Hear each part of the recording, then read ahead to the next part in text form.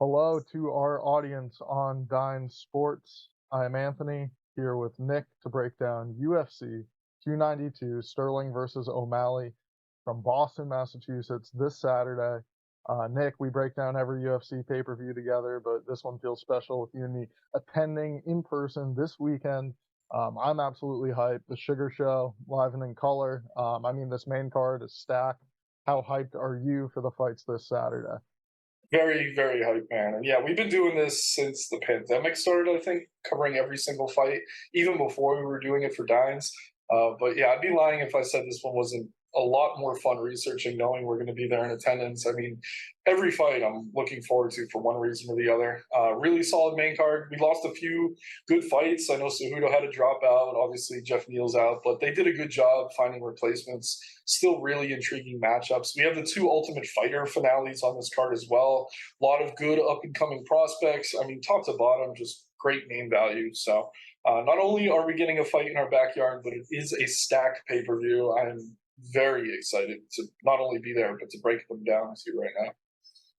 Yeah, I'm excited. Let's get started with this card and the main event. Bantamweight Championship. Aljamain Sterling, one of the best at bantamweight. Longest win streak for a bantamweight champion. Going into this fight now, facing Sean O'Malley. Sean O'Malley, a classic striker versus grappler matchup here with the up-and-coming O'Malley. 16 wins, one hiccup along the way against Marlon Vera. Clearly somebody the UFC is happy to push, given his fan-friendly fighting style and also the brand he, shows outside the octagon. He's one of my favorites, one of my absolute favorites in the UFC. I'm so happy that he's the one booked to fight here in Boston. How lucky are we? Averages 7.4 significant strikes landed per minute. Just a super high volume striker, super clean on the feet, switching stances fluidly. Great length for the bantamweight division. I love his feints. I love his ability to throw knees up the middle, something that I think will be key against a wrestler, a grappler of Sterling's caliber. But I really see one-way traffic here, whether it be Sean O'Malley doing his thing on the feet or Aljamain Sterling ragdolling him on the ground. I mean, we've seen some of O'Malley's grappling. We saw him, get up against Peter Yan, roll, defend some takedown attempts. But Sterling's as high a caliber grappler as there is in this division and really the lower weight classes in general. If he's able to get a hold of O'Malley, get him to the mat, I do expect him to do his thing, get the body triangle, get to the back, and, quite put on a dominant display from there. I just think it's going to be tougher for him than many people think to close that distance against somebody like O'Malley, who's so quick, so good with his footwork, timing, his ability to stay at distance, and his ability to land meaningful shots. It doesn't look like he's throwing with much, but he really does connect hard for a bantamweight. I like his power, and I like his chances in this fight. I wish we were getting a better plus number to take Sean O'Malley here, because when you look at it skill for skill, he is at a clear deficit to Sterling in the grappling. But I'm still taking him. I think O'Malley is going to show, flashes of brilliance on the feet in this fight, as he always does. I think he could find an early knockdown. I think he could find the chin of Sterling at some point in this fight, land a big knee, find a big moment, and, be able to rock the champion, take this belt away. It might be a fever dream of mine, but I got O'Malley and New in Boston winning the belt. Yeah, so honestly, I like O'Malley a lot more than I like Sterling. I'm a big Peter Yan fan. Both of these guys have that common opponent. On paper, I do think this is Sterling's fight to win or lose. Obviously, Sean the better striker, Sterling the better wrestler and grappler. But I think the gap in the wrestling and grappling is wider than the gap in the striking, and not necessarily in terms of just technically speaking, because I do see Sean as the much better striker. You mentioned the feints, everything else. But when you have to deal with a fighter who's shooting takedowns on you, that does help to neutralize the striking on the feet. And I think that is going to be a difference here. It's not like Sean could just totally flow like we've seen him at times. Knowing that takedown is coming certainly complicates things for him. A guy who relies on timing, who relies on entering that flow state. It's going to be tough to do that against Sterling, a guy who, if he doesn't find that first takedown, he's going to pursue a second and a third. We saw him take down an Olympic wrestler in Henry Cejudo 4 times his last time out. Looked really good in that fight. I thought it was close, could have gone either way, but regardless, I think when you're talking about a fight at this level, you have to talk styles first, and it is linear in that it is a striker versus grappler matchup. But I just don't know that Sean's going to have enough time on the feet here, and yeah, he's live for the KO, and like I don't want to just completely gloss over him because I really do like Sean. I think he's great for the sport. I think he's great for the division.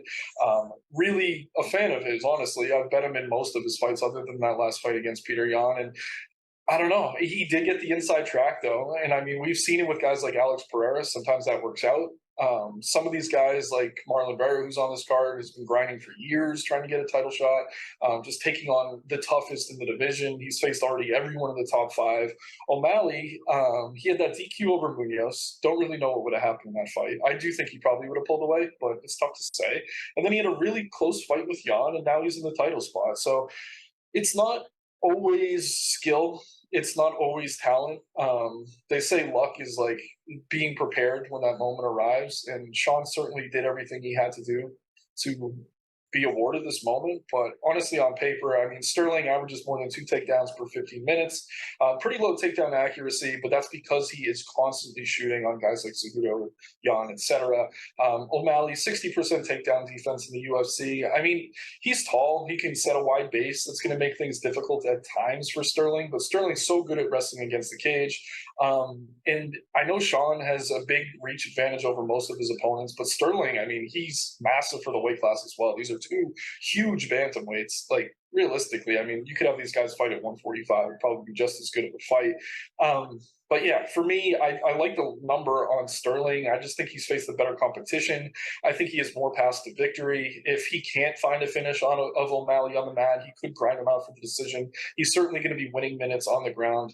If he does get that body triangle, which he's been securing against everyone, that's pretty much a round in the bank unless he submits the guy he's on. So I like Sterling here. He's totally in shape, no issues with the weight cut. Not a guy I really ever like backing, but in this particular matchup, I do feel like it's a bit too much too soon for O'Malley. I said this last time against Peter Yan, and I was incorrect. I still think Yan might have edged that fight, but that doesn't matter at this point. Really, you just have to look at the 2 fighters that are fighting. And to me, Sterling, the better grappler, obviously Sean, the better striker, but we've seen it in the past, and this is not the best example, but it's one that comes to mind quickly. I mean, we saw Masvidal against Usman. And obviously, Masvidal is the much better technical striker in that matchup, but we saw Usman catch him with a counter hook. I don't really see that happening here, but that just goes to show you when you're dealing with such a credentialed wrestler, it's really tough to get that striking going. To be as clean as you are capable of, after all, this is mixed martial arts. This is not a striking match. So the one thing I will say, I'm going to be pretty heavy on Sterling here. I think I'd rather just bet the fight to end inside the distance. I think you're covered either way in that regard. I'll definitely have Sterling tied into parlays. If I'm in a really good spot, maybe hedge out a bit at the end. The one thing that's giving me some pause is I think back to when Conor fought Aldo. I really gave Conor no chance. A lot of people who were really into the sport at the time didn't. O'Malley feels like one of those guys. It's like Volkanovski was talking about it this week too. Sometimes there's just guys who are in the right place at the right time. Everything just falls for them perfectly. It's almost like fate. And I don't know. O'Malley has a little bit of that. Am I going to be shocked if he pulls off the upset here? A little bit, but not as much as maybe some others would be. But I mean, when you look at the line, there's a ton of money coming in on O'Malley. A lot of that's the casual fan, and that's why the UFC likes him so much. But as far as the betting market goes, I am a bit surprised that the line's still so narrow at this point. I think if you bet Sean, you probably do it by KO. I have major issues expecting him to win a decision here. It would take several knockdowns, something like that. And I just don't think his cardio is going to outlast Sterling's. I'm not really concerned about O'Malley's conditioning, but I really have trouble expecting him to have enough of an advantage in that area over Sterling that it makes a difference, that it's something he can weaponize. So for me, it's Sterling here. I totally get you with O'Malley. I'll honestly probably be cheering for him at that point, unless I have a ton of money on Sterling. But I mean, just looking at the films, looking at who these guys have fought, looking at the styles, I mean, Sterling really checks all the boxes outside of the intangibles. So that's not enough for me to pull the trigger on the underdog here. But as a fan, I get it. Sometimes you pick with your heart. And if this goes for O'Malley, I mean, that's going to be one historic night for us in Boston for sure. I don't think it's impossible for O'Malley to win a decision No, in this no. spot. I think that Oh, decision. yeah, I think that, going 5 rounds is gonna be tough for him as, has never done so before. Here in the main event spot, you're looking the under. Certainly, I think Sterling has the, ability to finish O'Malley in this spot, and I'd say the same for O'Malley the other way. I think the bigger octagon may make it a fight in which O'Malley can find success even early on. Perhaps Sterling gets a hold of him later in the fight, but I do think his ability to fight from range is going to be key here. And just to mention the weight as well, with you saying both could fight at featherweight, that sounds like the plan for Sterling, win or lose at the end of this fight. So we will see how he measures up on the scales come Friday, but I'm expecting him to hit the mark, as has never been an issue before. Um, I totally agree.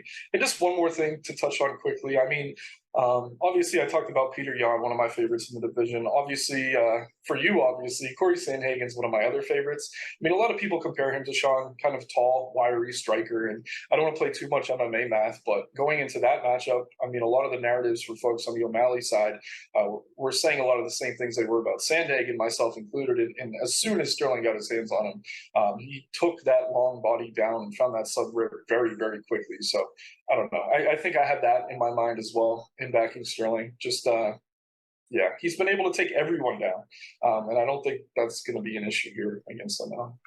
And I did back Sterling in that Sandhagen fight, backed him in his title defense against TJ Dillashaw. But I think Sean's the one getting his hand raised come Saturday night in Boston.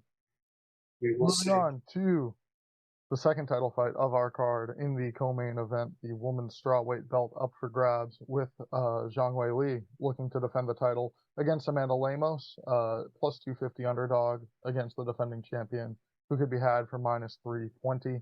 I mean, Weili is looking as good as she has ever looked, coming off 2 dominant wins in her last 2 performances.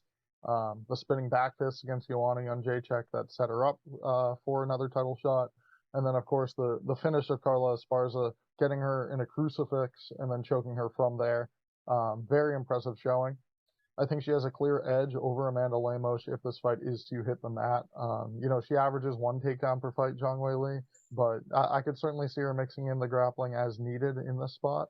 So I think she'd be content to stand in exchange on the feet with Lemos, but that is a dangerous proposition, just given her length for this division and the power as well. We've seen it on display. Her hands are fast, very powerful. She could put together very good combinations from range. But Whaley is so good everywhere that I really see her having the edge in this fight, no matter where it goes. Lemos, somebody I'd certainly warrant as having a puncher's chance, and getting plus 250 here in the title fight doesn't seem too far off. But certainly I still side with Whaley, looking the best that she has looked, effective out of both stances, and I think certainly has the edge over Lemos in the early rounds of this fight. Probably putting on the more aggressive attack in those first 2 rounds, and maybe finding a finish in the third or fourth. Especially again if she elects to grapple, I see there being a clear edge there. Yeah, I'm with you. I like Weili here. Lemos very dangerous on the feet. I think her win condition is an early KO. I mean, the one time we really saw Weili go down, I know she lost in non-units twice, but that early head kick KO, I mean, it caught everyone off guard. Weili's the type of fighter who takes a little time to get going in the cage. He likes to find the timing of her opponent, get good reads, throw out some feints. Very cerebral fighter, but at times, I mean, against aggressive strikers, that can prove to be troublesome. I have to think, though, she learned from that Rose performance. So yeah, even if Lemos comes out hard here, she should be prepared for it. I agree. I think she's the better fighter pretty much everywhere. Probably doesn't have the power that Amanda Lemos has, but she's going to land more volume on the feet, very similar striking defense, and she does have that X factor in her wrestling and her grappling. We've seen Lemos taken down by the likes of Waterson Gomez, which isn't the most surprising, but also Angela Hill, which is a bit of a red flag. Hill, known as a Muay Thai striker, certainly not a grappler at all. Weili training, really improving her wrestling over her last few fights. And I think we continue to see improvements out of her here. I was a little bit surprised Lemos got this title fight. I think Yang Jiaonan, having the China versus China title fight, was probably the bigger fight to make and maybe put her on the Singapore card. But for whatever reason, this got made first.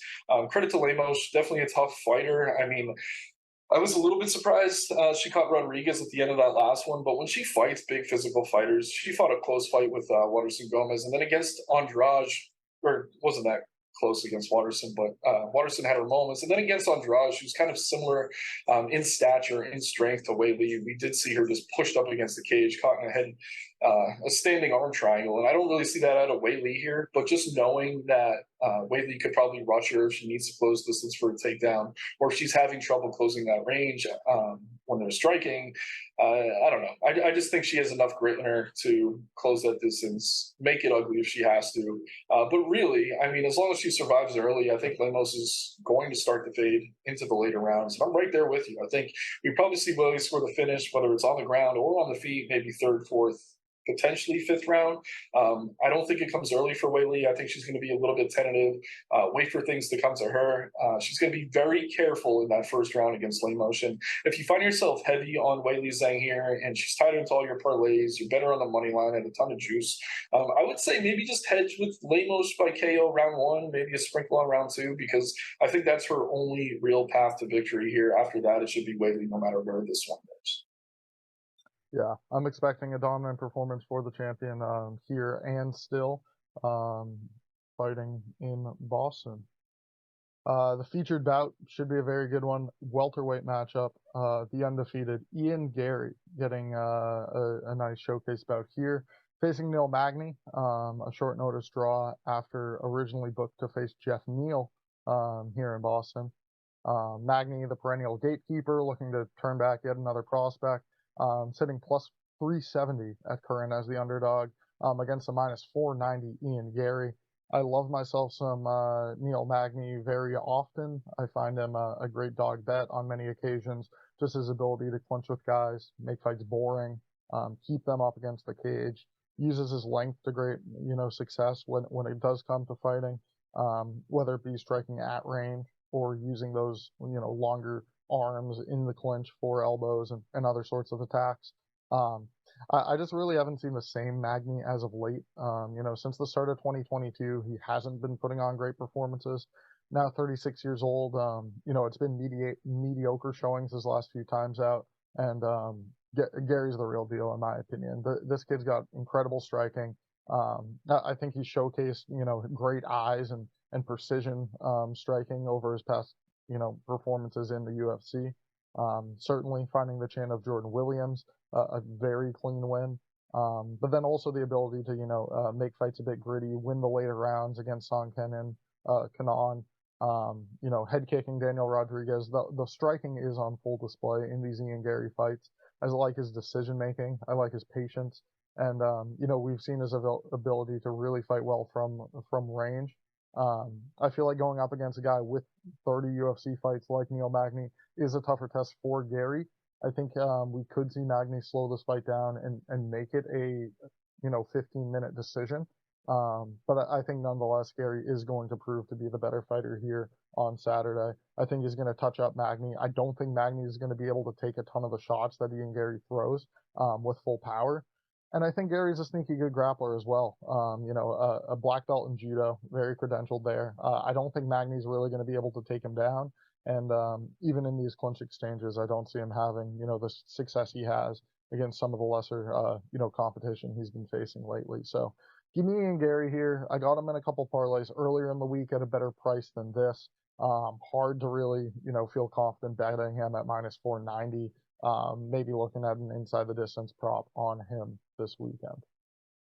Yeah, I'm with you, and it's kind of a theme on this card. I like the favorite here. I like Gary. I don't really like the price. I mean, yes, it's short notice for Magny, but he's kind of made a career of that. Yes, he's taking on an undefeated up and coming prospect. He's kind of made a career of that. And the reason I'm staying on Gary and not really biting on the big plus money is because I do think Magny's further past his prime than he has been in a lot of these similar matchups. I mean, he didn't look great against Griffin. He was awarded a win. Obviously, Shotcock Burns finished him easily. He was losing most of that D-Rod fight before he found that submission. And then that last fight with Phil Rowe was narrow. I was on Magny there. Definitely a sweat down to the end. And I mean, just to poke some holes in Gary here, I'm with you on singing his praises. I do think he's the real deal. I do think he's probably top 10 welterweight in the world, which is what this fight's going to prove.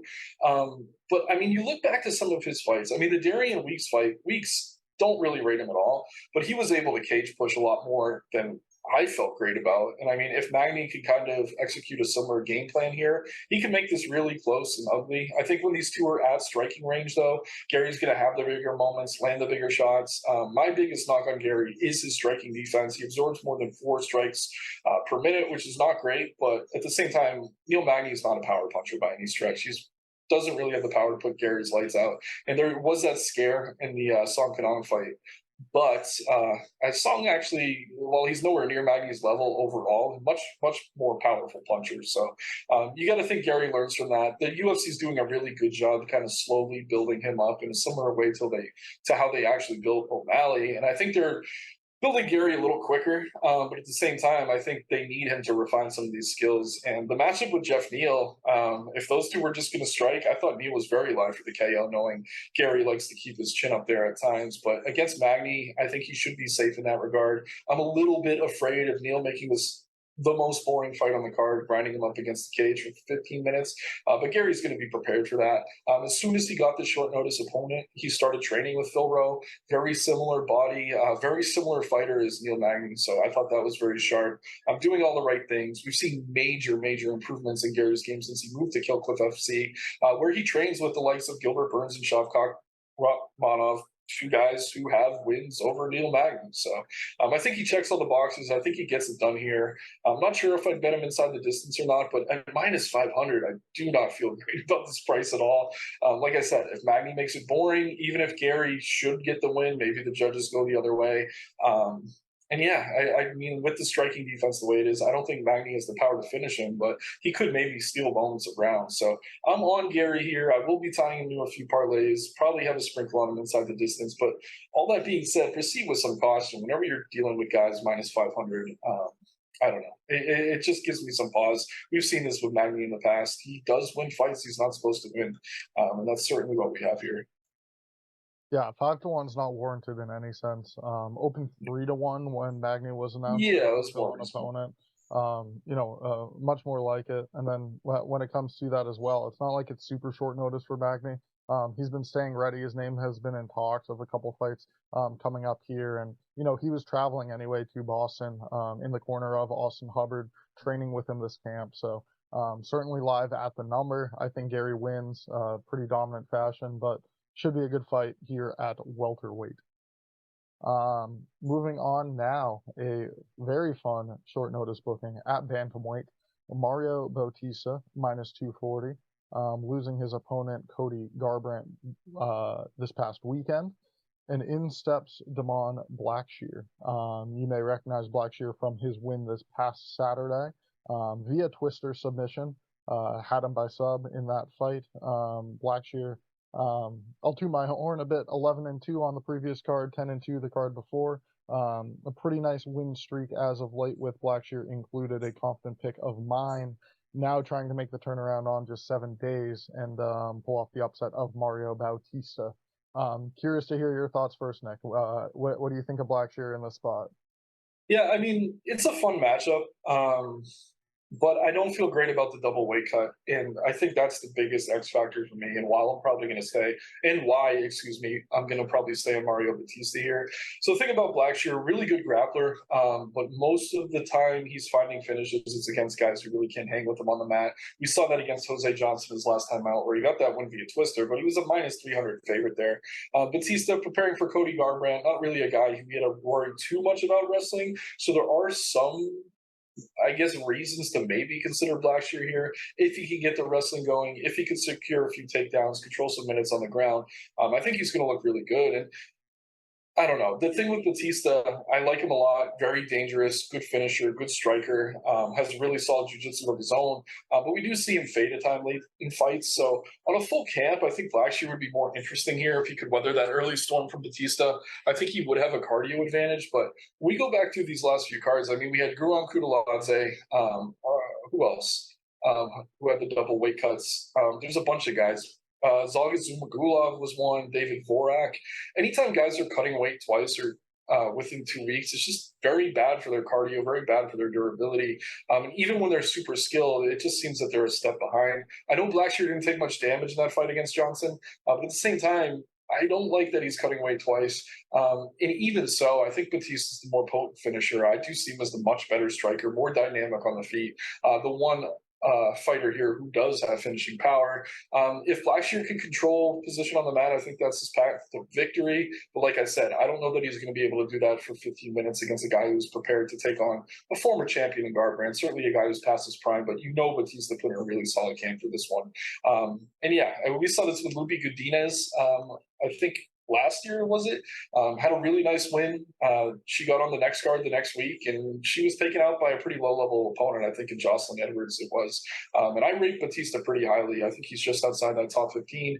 Blackshear, talented guy, but he recently moved up a weight class. Spent a lot of his career fighting at 125, but still cutting weight. I mean, he says he's walking around at 155 and 160. I do think he makes weight, but at the same time, I do not feel great about his durability or his cardio in this fight, which are two weapons for him in most of his fights. Batista, very dangerous, mostly early in fights. I don't know that he finds that finish early, but even if he doesn't, I think he's going to be the minute winner here. The better fighter on the feet in a fight that I mostly expect to take place at striking range.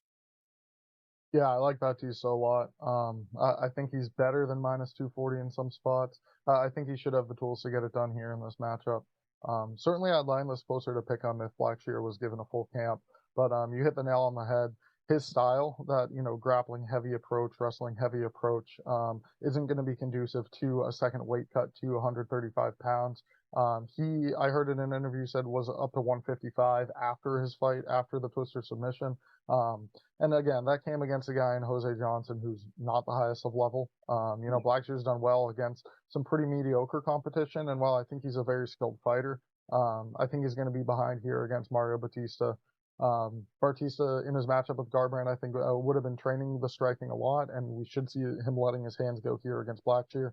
Defending the shots as needed, but certainly the more fresh fighter in the later rounds. I like him training this camp with Sean O'Malley at the MMA lab.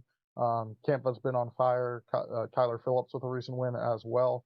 And Marcus McGee last weekend, won't forget to mention. So I think he has all the tools to win this fight against Blackshear. Should be the more potent striker on the feet, landing the cleaner shots. And, with the jiu-jitsu in his back pocket, I would not be surprised to see him, perhaps pull off a submission of his own facing Blackshear here. Don't see it going that way. Probably a fight that goes to decision or Bautista winning late, but I do see him taking the victory here, and we'll have some action on him at minus 210, minus 240 if I got to play it there. Looking now at the main card opener, even better bantamweights, higher ranked bantamweights than the fight above them. Marlon Vera facing Pedro Munoz in a short notice matchup. Vera originally scheduled to face Henry Cejudo here in Boston. A lot of fights, fizzled out of this card here, but we're still getting quite a good matchup with Munoz, established bantamweight, longtime contender. It's his 20th UFC fight here, facing Marlon Chito Vera. Munoz is always a live underdog. He's someone who's never been finished, and in the fights that go to decision, kind of up and down, 7 decision wins, 7 decision losses. But you know what you're going to get out of him. A good, wrestle boxing approach, mostly keeping things on the feet, landing north of 5 significant strikes per minute, throwing those hands, throwing with good power for a bantamweight. I just really don't see him finding too much success against a guy like Vera who's much more active from both stances. Sometimes Vera takes a while to get going in fights. He seems to come on late, and more of those strikes will come, in the latter half compared to the beginning, but that's him picking up his reads. He has more weapons, I would say, than a guy like Pedro Munoz. Certainly longer, but, uses his legs more, kicks more frequently to the body and high, where Munoz does blast the low leg kicks quite often. I see these two trading a lot of kicks, trading a lot on the feet. Vera landing with the more convincing power shots, and also the higher accuracy. Him landing 49% of his strikes. I think he's going to clip Munoz quite a few times here. And while I don't see the finish materializing, he should be able to dictate to the judges that he's the better martial artist over the course of 15 minutes. I worry about him dropping the first round and then, really having to scrape together a good performance in the second or third, but second and third. But I am picking Vera here. I think he's the younger fighter. He's the much more potent finisher, and I think he has the brighter future here at bantamweight compared to Munoz, who really hasn't had the best performances as of late. Liked his showing against Gutierrez a lot, his last time out, but I do see Vera getting the win here on Saturday. Yeah, this is a tricky one for me. I agree that Vera should win. It's just his style isn't really conducive to 3 rounds, and we've seen that consistently with him. He almost always loses the first round, no matter who he's fighting. And in a 3 round fight, if you have a close second or third, you're really playing from behind and putting yourself in a tough position. I do agree that Vera's the more powerful striker here. It's notable that neither of these guys have ever been finished. I think this fight is around minus 300 to go to the scorecard, so you are probably going to be dealing with judges in this one. But I don't mind the price. I actually thought we'd see Vera as a bit bigger of a favorite, but around minus 200, I think that's pretty reasonable. I will say this: Munoz is going to be the better wrestler here. We've seen him secure takedowns in a lot of his matchups, and that has proven to be kind of the kryptonite for Vera.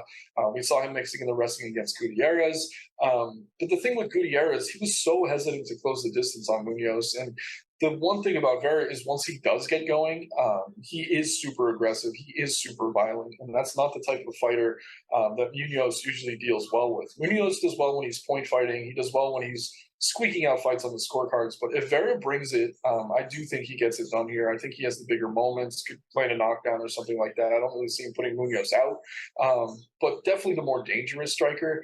I will say Munoz has excellent leg kicks. That's certainly going to be a major weapon for him here. But Vera does such a good job switching stances. If one leg's getting battered, he can just kind of switch it up, put the other one forward, and kind of work from there. And we've seen him eat a ton of leg kicks against guys like Sandhagen, Cruz a little bit. And yeah, he does a good job checking most of the time. And even when he doesn't, he seems to have enough toughness to keep going and moving forward, which I think is the key here. So I spent a lot of time listening to Marlon Vera's media today. He's very aware that he was super tentative in that Sandhagen fight, totally embarrassed by his performance. Even texted Dana White, said, "Hey, you're never going to get a performance like that out of me again." And then on Embedded, where he's signing autographs and things like that today, he's like, "Don't blink, I'm going to be coming out firing." For me, it's kind of, I'll believe it when I see it out of Vera. But I think at minus 200, he is the younger fighter, the more violent of the two. Munoz live to make this boring, secure minutes on the mat. But I think Vera, coming off the loss, will know that he has to correct some of those errors that he's been showing in recent matchups, namely being that he's been a slow starter. And we look at the Munoz O'Malley fight. I mean, nothing happened in that first round. So I don't know that Munoz is going to come out super aggressive either. So I think either way, we probably have a close first round. I'm really hoping we get a more aggressive Chito Vera here because he's at his best when he's violent and moving forward. If he's tentative at all, this could get dicey. I don't know that I want Vera in a bunch of parlays, but I do like him on the money line around minus 200. And I think either way, you could probably bet by decision and feel pretty good about it, get a decent number. Neither of these guys have ever been finished professionally. And I mean, he did have a lot of success against Frankie Edgar fighting on the back foot. I could see him. I could see him also, winning a lot of exchanges here with Munoz He while lost the moving first back two in. rounds to Yeah, Edgar. I wouldn't want to see the same type He of needed the Hail performance. Mary KO. Yeah, that's all I'm saying. Like Yeah, he had moments, but it wasn't enough to win rounds. And then he got that KO late. I mean, he was coming on in the third. He probably would have won that third round, but that goes to the scorecards. I mean, Frankie Edgar might not be retired today. So uh, yeah, I don't know. It's an interesting stylistic matchup. I'm with you. I mean, on paper, I think Vera should do it. It's just we've seen him kind of drop the ball at times. yeah. I think he's ought to bounce back here, but certainly should be a good fight on the pay-per-view opener. The preliminary card starting 8 p.m. This will be on ESPN Plus as well as ESPN. The featured prelim is former champion Chris Weidman returning from a leg injury that saw him out for more than 2 years, facing Brad Tavares here at middleweight. Um, I've been having some trouble with this fight. I mean, I don't think that Tavares is the highest level. His last time out against Bruno Silva, he got finished. I think Bruno Silva sucks. I'm not a big fan of his any bit. And, Tavares ate a knee, got knocked out in that spot. I think there's been some mediocre wins in the latter half of his career. And I'm not super convinced about taking him in the spot. he just has a clear striking advantage over Chris Weidman. And, you know, I don't like a guy coming off such a long layoff, especially with having an injury he had to overcome through rehab and such as well. So I find it being an uphill battle for the All American as he returns to action here. Um, I could see him landing takedowns on Tavares and winning this fight utilizing his grappling. But at plus 230, I'm not really certain I want to bet him at this stage of his career. So long removed because of injury. Now, 39 years old. I think he's going to be facing a guy with 80% takedown defense and just a very tough test for him in a return to action here. To at least give Tavares some credit, he's been active. He's been fighting a lot of guys, top middleweights, Dricus du Plessis. I think in this fight against Weidman, we should see him land the cleaner shots, keep Weidman off of his legs, and keep this fight standing for the most part, making it, one that he should win. I consider Tavares the rightful favorite, but I don't think the odds should be quite where they're at. I'm not sure I'll be betting him a ton at minus 285 or anything worse than that come Saturday. Yeah, you mentioned Wyman had a leg injury. I think that's underselling it a little bit. Like the bone broke through his leg; it broke in like 14 pieces. Like one of the worst injuries ever in the history of the sport, at least at this level. Over a year to recover, which is totally understandable. But at 39, you have to question what he's going to look like when he gets back in the cage. The guy who was already slowing down prior to that, I know I had him in that fight against Uriah Hall as an underdog, but I was expecting him to kind of lean on his wrestling there. And obviously, that leg break happened very quickly in the first round. So we never even got to see if he was able to take Hall down or if he could even lean on that part of his game at this stage in his career. So not only are we dealing with a major injury here, you're dealing with a stylistic matchup against Tavares. You mentioned the 80% takedown defense. I think that is a key here. We've seen Tavares hasn't had a ton of success rate recently, but did a good job mostly staying on the feet against Du Plessis in a fight he did lose, but he was competitive in. Stuffed a lot of takedowns from Omari Akhmedov, Antonio Carlos Jr. when he was still somewhat relevant. Two guys who wanted to take him down, and those are the two wins he has most recently. So stylistically, this is the type of fight he actually does pretty well in. I will say, Wyman, I mean, he looks good. He seems to be in shape, seems to have a decent head on his shoulders. Excited to see him live. I mean, if he loses here, I wouldn't be shocked to see him cut the gloves off and retire. He's talking about going for the title. I saw him with DC. DC's like, I became double champ at 39.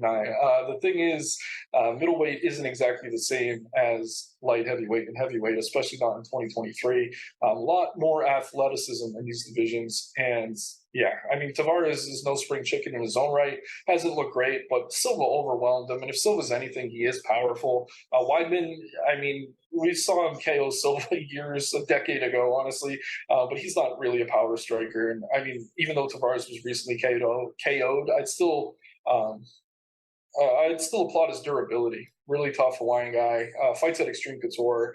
Constantly sparring with the likes of Strickland and Curtis and all those guys. So I think he's going to be prepared here. Nissick probably helping game plan. I mean, what is Wyman going to do? He's going to shoot. He's going to go for takedowns. Tavares knows that. I mean, even if he's taken down, he has pretty good get-ups. And Weidman is still probably a decent wrestler, still one of the better wrestlers in the division. He doesn't really have a ton of great jiu-jitsu on the ground. I do expect Tavares to work his way back to his feet. And even in that Du Plessis fight where both those guys were gassed, I mean, Tavares was still landing big shots late in that one.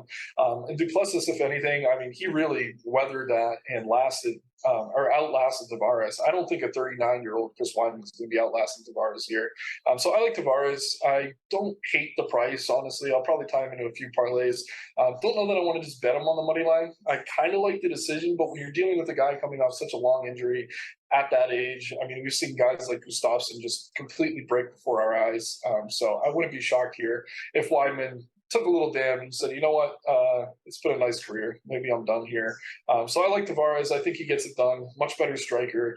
Maybe he gets taken down once or twice, but I don't think Wyman's going to be able to control him on the mat the way he may have been able to earlier in his career. So I like Tavares here. A lot of questions marks surrounding Wyman. Certainly a nice story. He's been talking about he has a feature coming out on ESPN, 30 for 30 or something like that about the injury. But yeah, good guy, great story.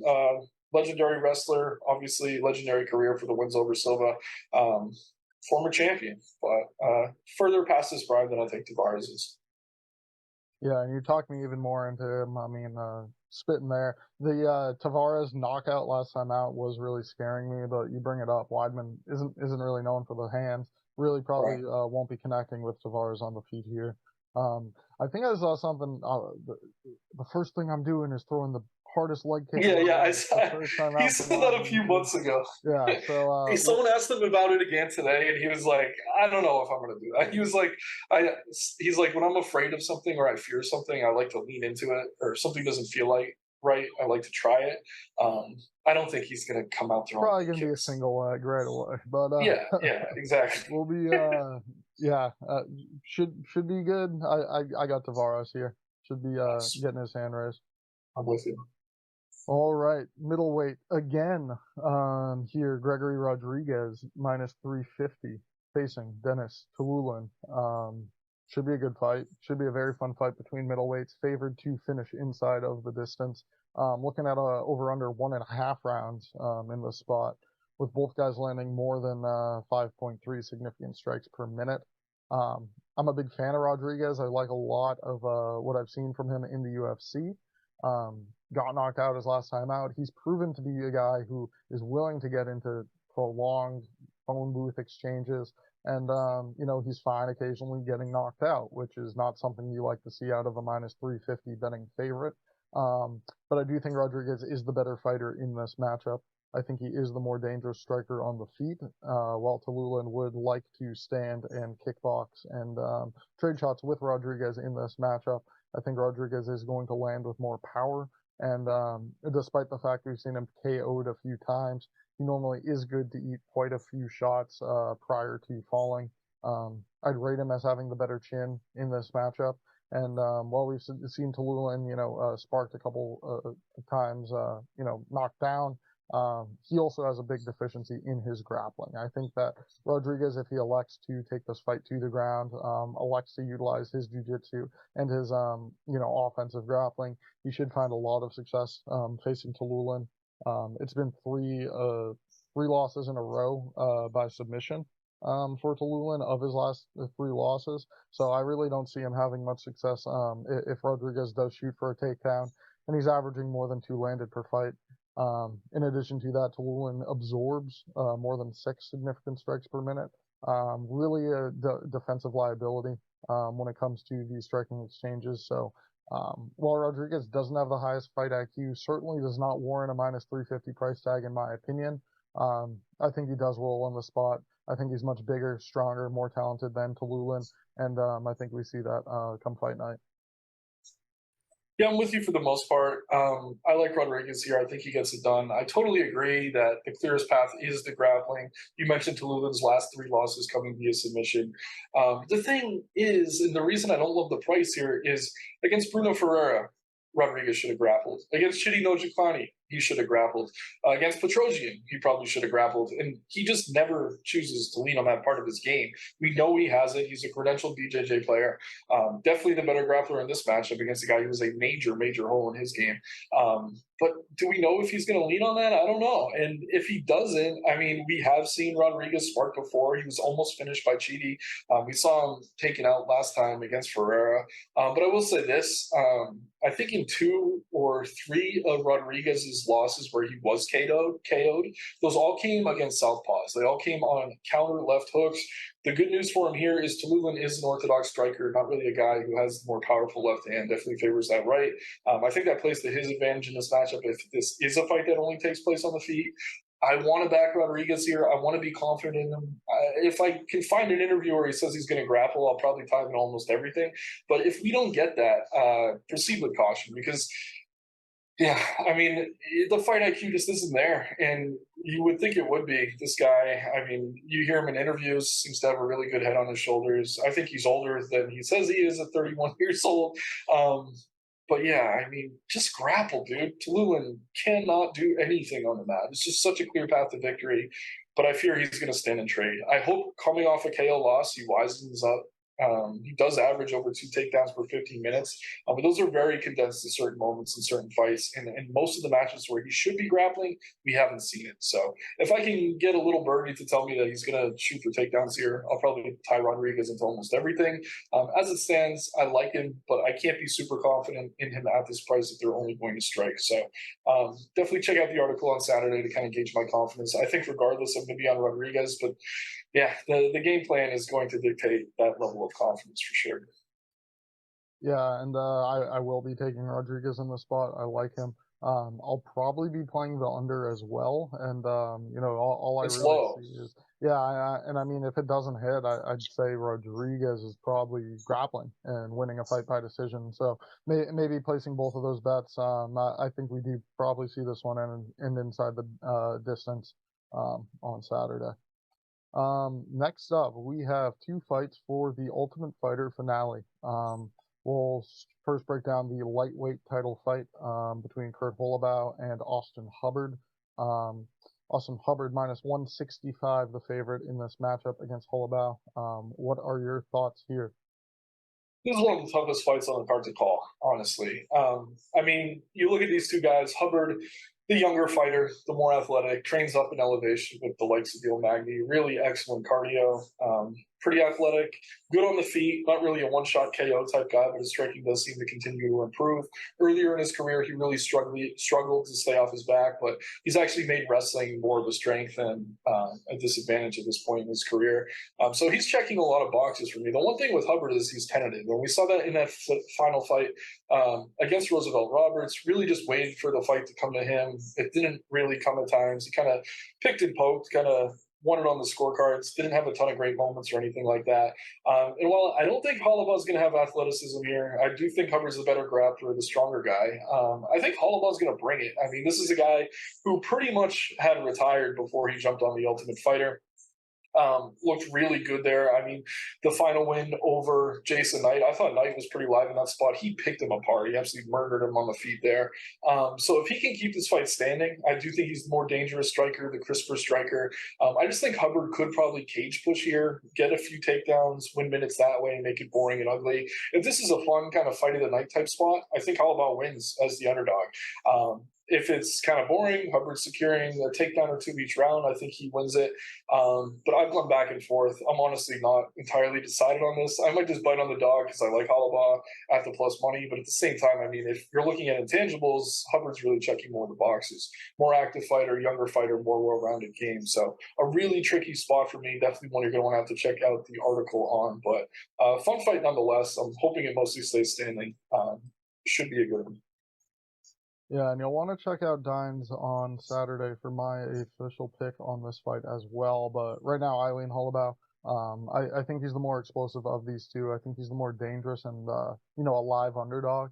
On a card Sure. lacking many quality underdogs, I'd say he's one of the better ones. You mentioned Agreed. his performance against Jason Knight on Tough, and I thought that was a very good showing. He's landing 4.5 significant strikes per minute and has 16 professional wins by finish. I think he is going to put it on Hubbard in this fight. And yeah, what I'm concerned about is the grappling from Hubbard. Not only the clinch positions against the cage, but we've seen him take the back of guys. We've seen him have success in the grappling department prior, and I'd say that's really my main concern. If these two are to stand and trade, Holloway is going to be the pick for me. I think Hubbard's the more complete fighter. Training at elevation, his ability to go long in fights, rely on his cardio, grind out wins. But again, I think Holloway has the pop at the end of his shots. I like his showing in totality on the Ultimate Fighter, and I think he's going to be the one who wins the lightweight championship here. So I think at dog money, he's going to be the pick for me, bar any late news prior to fight night. And we'll look now at the bantamweight championship for the Ultimate Fighter. Brad Katona, previous Ultimate Fighter winner, facing Cody Gibson here. Katona favored minus 185 against Gibson, the plus 155 underdog. I'm going to side with the favorite in Katona for this matchup. I think he's much more technical and has the stronger base for a bantamweight. Gibson has good size and good striking, but both these guys fight in a similar style, wrestling heavy approach, control heavy approach. The only losses for Cantona are against quality opponents in Hunter Azure and Merab Dvalishvili. So I see him effectively executing a game plan here, facing Gibson, mixing up shots on the feet with takedown attempts. I think he's going to be able to wear on Gibson for a majority of this fight. Just being stronger, bulkier for the bantamweight division. When he won the Ultimate Fighter prior, it was up at featherweight, and now I think facing a guy in Gibson who is long for 135. He's somebody that Katona should be able to get inside on and effectively strike with. Gibson was also dealing with a knee injury on top. I mean, it should be months removed from that, but I think he may not be in the spot if not for a bit of luck. Facing Rico Descolio, having him slip and hopping on top where he could execute that wrestling approach, where he may not have been able to in that fight had his knee been compromised, actually shoot for a takedown on his own. I'd expect him to be able to execute a wrestling, heavy game plan here if that's what he wants. The knee should be healed.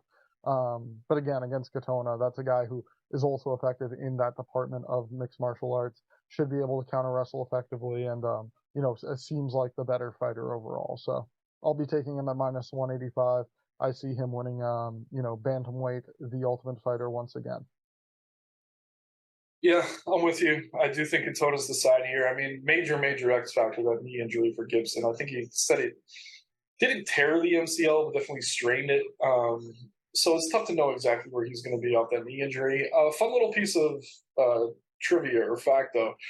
Gibson's debut in the UFC actually came against Aljamain Sterling back in 2014 on a Rousey McMahon card, UFC 170. So that kind of shows you how long Gibson's been out of the UFC. I mean, Sterling's been fighting ranked competition since then. But yeah, certainly in the latter half of his career, Gibson is going to be the much bigger fighter here when these guys face off. 7-inch reach advantage on the feet. He does work well behind his jab. He is a good striker. I don't really see him as a finisher on the feet, though, which is enough for me to expect Katona to mostly dictate where this fight goes. Katona going to be pretty good at boxing when he does close the distance. I think he's going to favor a grappling heavy game plan here, though. Katona, really good fighter, really well rounded, almost only wins via finish. So keep that in mind. You can maybe back Katona, to win by decision or something like that. Save Gibson's knee really being a total mess. I think this probably does go to the scorecards. But yeah, two gritty guys. I mean, Gibson will be there late. He's going to make it ugly if he's healthy. He's definitely going to keep it close. And I think if he uses the length, he can have moments on the feet as well. But at the price, I like Katona. I agree. The younger fighter, more well-rounded, even more active recently. And yeah, he probably should have never been cut from the UFC to begin with only those 2 losses, one being to Merab, the other to Hunter Azure, who actually lost on that same season that they were just on. But that's neither here nor there. I like Katona here. Seems very focused. Both these guys have known about this fight for a while. Katona's been preparing for Gibson. Gibson's been kind of nursing that knee injury. So I think that favors Katona here. And yeah, a lot of Irish fans in the stands, I expect. Katona trains out of SGB Ireland with McGregor. So there should be some love for him there as well. So if the crowd's an X factor, I think that favors Katona as well. So like Brad here, checks more of the boxes. I think Gibson will have his moments if he's healthy, but Katona feels like the side. Yeah, I am with you on that fight as well. Checking out the early preliminary card, 6:30 for these 3 fights. Concluding at middleweight, Andre Petroski facing Gerald Meerschaert here at middleweight. Petroski minus 240, and somebody who's really excited me thus far in the UFC. I mean, his last win over Wellington Turman, a very good performance. But he's had some brilliant showings as well. Nick Maximov choking him out, murdering Hugh Yazong, Michael Gilmore, another fight. He looked dominant. I really think he's an up-and-comer in this division, and certainly this will be a good test against the established veteran in Gerald Meerschaert. Meerschaert, who just comes out and wins fights whenever he feels like it. Oftentimes the large underdog, not supposed to win, the slower guy, the older guy, but somehow catching a submission and coming out with a victory in these fights. I see this a fight where Petroski should have the edge grappling against Meerschaert. While Meerschaert is a credentialed BJJ player, He's coming off a loss grappling to Joe Pyfer. He hasn't been as effective, necessarily against the higher level wrestlers. And Petrosky's somebody who's, shown great top pressure and the ability to fight on top in the bouts that we've, seen him thus far. He also has a clear edge striking in this matchup. I mean, Gerald Meerschaert's not really somebody you want to mess around with on the ground. But Petrosky switching stances, landing with power from both sides. I see him able to outland Meerschaert when this fight is standing, and be effective in keeping his range on the feet if that's the game plan he wants to execute. Again, with Meerschaert having so many submission wins to his credit, he may not want to engage in those grappling exchanges, but I think Petrosky does just fine if he does. Meerschaert not really that old, but in terms of a fighting career, he's clearly on the back nine at this point. I don't think he's worth the squeeze as just a plus 200 underdog, and I think Petrosky should be able to get the victory here, facing him on Saturday. Yeah, if this fight took place, say, 2 or 3 years ago, I'd probably be all over Meerschaert as the underdog here. Petrosky, he's shown major improvements over his last few fights. But if you go back to his season of The Ultimate Fighter, which came in 2021, he lost to Brian Battle via ninja choke. Battle, not really known as a BJJ player. But yeah, Petrosky, he does leave his neck out there at times, but I think that fight and others have really helped him shore up that part of his game. He's in an excellent camp, training with the likes of Joe Pyfer, who just beat Meerschaert, with Fury, and in the UFC, also training with guys like Sean Brady.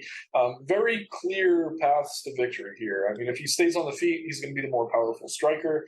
He can get the wrestling going when he needs to. He just has to protect that neck. And I think as long as he does, he should cruise to victory. I mean, I'm not going to lie, I'm a little bit afraid that he puts his neck into a guillotine or something like that, just because we have seen it before, and Meerschaert's kind of the king of that. But at this point in his career, especially with Pyfer just having a training camp for Meerschaert, I think they're going to be fully prepared. I think they're going to drill the positions that they need to keep Petrosky safe, and he's going to be the one winning minutes. So I think he's going to be on top more. I think he's going to be winning exchanges on the feet. A little bit concerned about that neck. If you want to take a shot on Meerschaert, just bet him by sub, I think, or just bet him like late rounds. I mean, earlier in Petrosky's career, he had a bad habit of gassing. It seems he corrected that, especially in that last fight against Turman. Cardio looked much, much better. And I do like that he's been doing these Fury grappling shows with Pyfer and Brady and things like that. Definitely shoring up that part of his game, which is going to be a factor here against Meerschaert. But yeah, Meerschaert, he just looks slower and slower. I mean, really talented guy on the mat, but just a step behind everyone, it seems, at this point in his career. So he's always dangerous. He could pull off that Hail Mary, but I think outside of that, Petrosky has far more past victory. You're spot on, and Meerschaert by sub, I agree, would be the only way to play him if you are going to go with the underdog side. His last one as well, Bruno Silva, who I already mentioned, I think sucks. So I think Petrosky is going to be the side. All right, and 2 fights in the women's division to open up our card. Andrea Lee, sizable underdog here, plus 280, facing Natalia Silva, the minus 360 favorite in this spot. What are your thoughts on this matchup at women's flyweight? Yeah, so Silva's kind of the flavor of the year. I mean, this is a super highly regarded prospect right now. When she came into the UFC, a lot of question marks around her. She was a heavy underdog against Jasmine Judavicius, who's had a lot of success lately, dominated her in that spot. KO Teresa Bleda, coming off a nice KO of Victoria Leonardo, who, if nothing else, is a durable fighter. So she's finishing everyone. She's looking good doing it. She's very strong for the division, but she's going to be the smaller fighter here. And I think she gets it done. I just think the price is ridiculous. And I mean, we were talking about this with the Gary fight and some of the other spots as well. I mean, Andrea Lee is coming off a fight against Macy Barber that many people thought she won. Really competitive fight, looked good on the mat, won a lot of the striking exchanges, was winning more minutes positionally speaking on the mat, but she did end up dropping that one. And then before that, taking on Arujo, Calvillo, Valentina, fighting the who's who of the division, going to be the much taller fighter here. She is going to have a considerable reach advantage, I think 4 to 5 inches.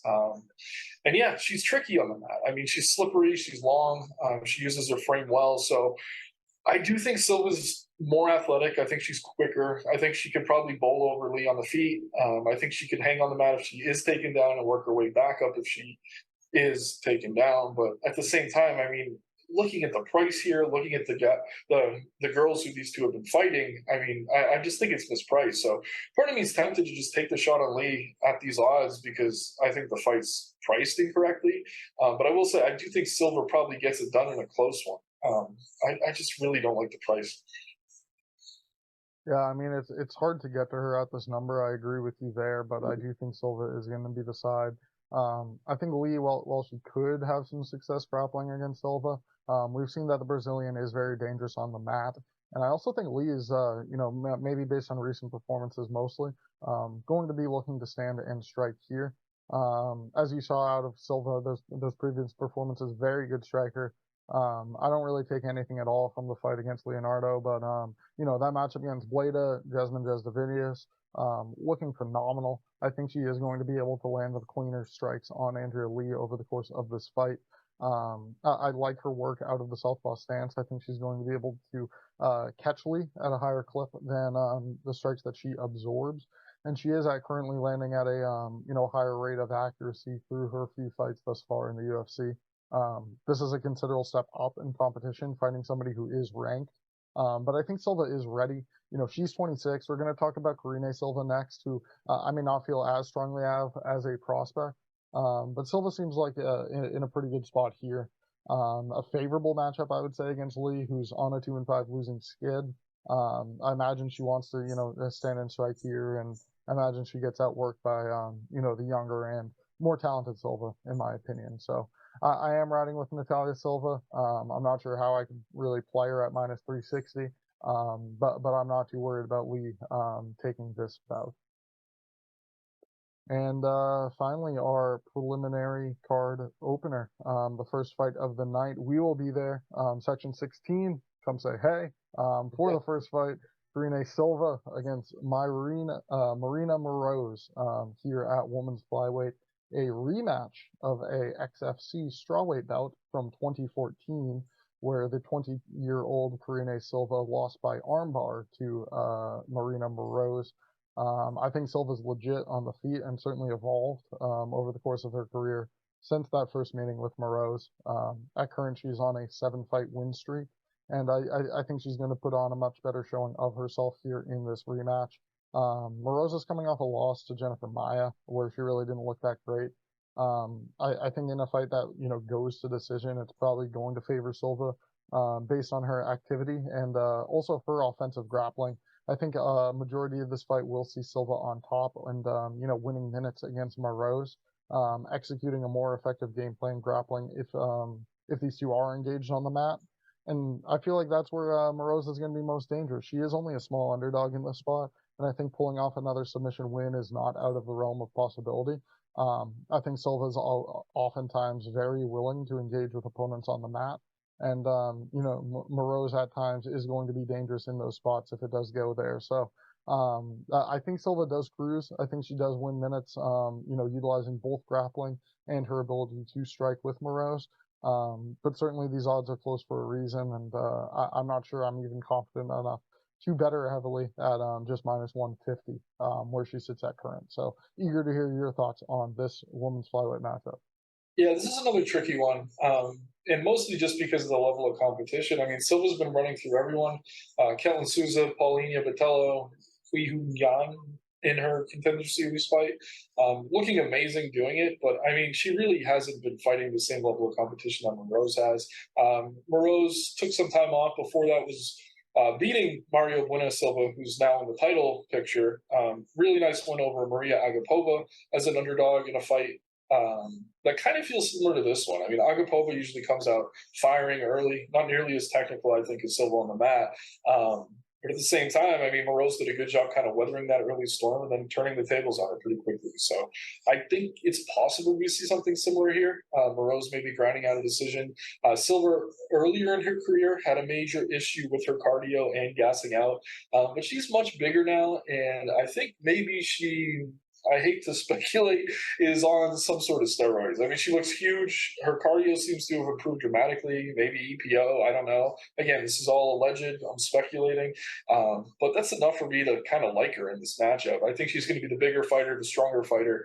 I think this could be competitive on the feet. I actually think Silva's clearer path is to bowl Marro's over and quickly chase submissions or ground and pound early. But as this fight wears on, it is probably going to get sketchy. This is another one I need to spend a little more time on, for being completely honest. I mean, we've seen a lot of good out of Silva lately, but she's been winning fights quickly, so there's just not all that much film on her. So I want to do a little bit more digging if I can. And then Marro's getting up there and not in age so much as just, I don't know, fight miles. Like, she's been fighting at a high level for years. So I think she's on a bit of a decline. There's kind of two ships passing in the night, headed in different directions as they were earlier in their career. But I don't know. I think this time we may see a different result. I think Silva probably gets it done, but very, very low confidence play. Marro's has been known to slow prospects down in the past. Well, gotta study up, get your pick official. Cannot start our night at the Garden 0-1. Should be an awesome card. Again, I'm very excited to see these fights live in person. Excited for the bantamweight championship, and excited to see Sean O'Malley win the belt and new on Saturday. Nick, thank you as always for joining me. Dine Sports viewers, thank you for tuning in, and be sure to check out our article on Saturday. UFC 292 in Boston, Sterling versus O'Malley. Nick, thank you. Take care and good luck.